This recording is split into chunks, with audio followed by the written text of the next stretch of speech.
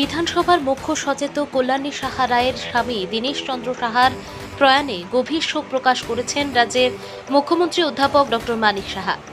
এদিন গণমাধ্যমের মুখোমুখি হয়ে মুখ্যমন্ত্রী জানান, বিধানসভার চিফ হুইপ কল্যাণী সাহা রায় তাকে ফোন করে জানান যে আজ সকালবেলা আনুমানিক 7টা নাগাদ তার স্বামী দীনেশ চন্দ্র সাহা ঘুমের মধ্যেই শেষ নিঃশ্বাস ত্যাগ করেন।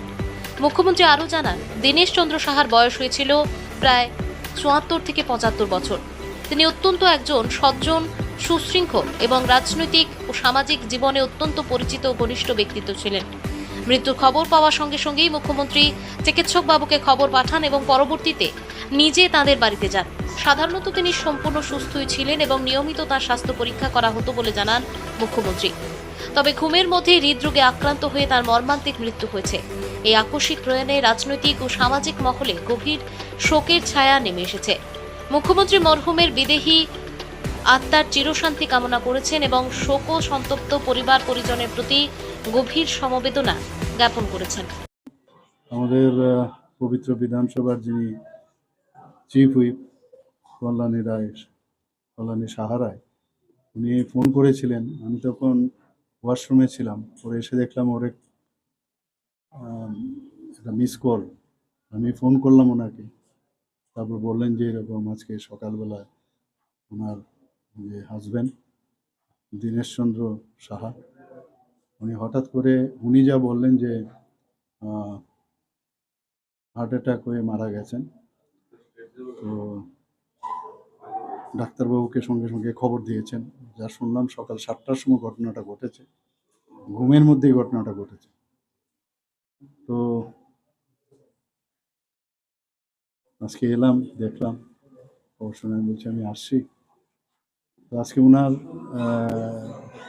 কল্যাণী সাহা রায়ের সাথে আমার একটা প্রোগ্রামও ছিল খোয়াইয়ে। কালকে উনি আমাকে ফোনে বলেছেন যে আমি যাবো ওখানে।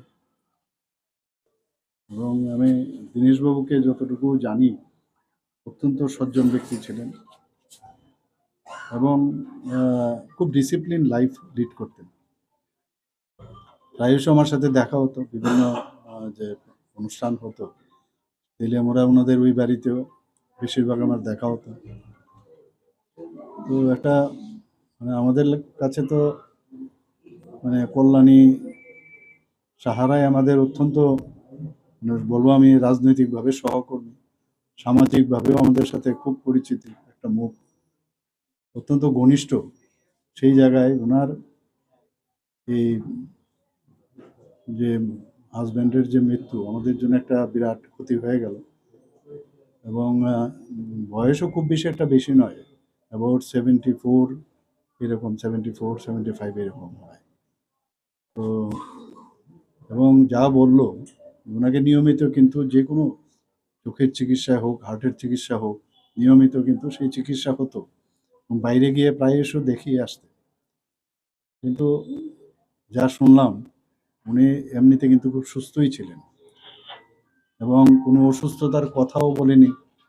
তো সকালবেলা যখন ঘুমিয়েছিলেন ঘুমের মধ্যেই উনি সেখানেই প্রাণ ত্যাগ করলেন। ওনার আত্মার সদ্গতি কামনা করি, ঈশ্বরের কাছে প্রার্থনা করি যেখানেই থাকুক ভালো থাকুক, সুস্থ থাকুক।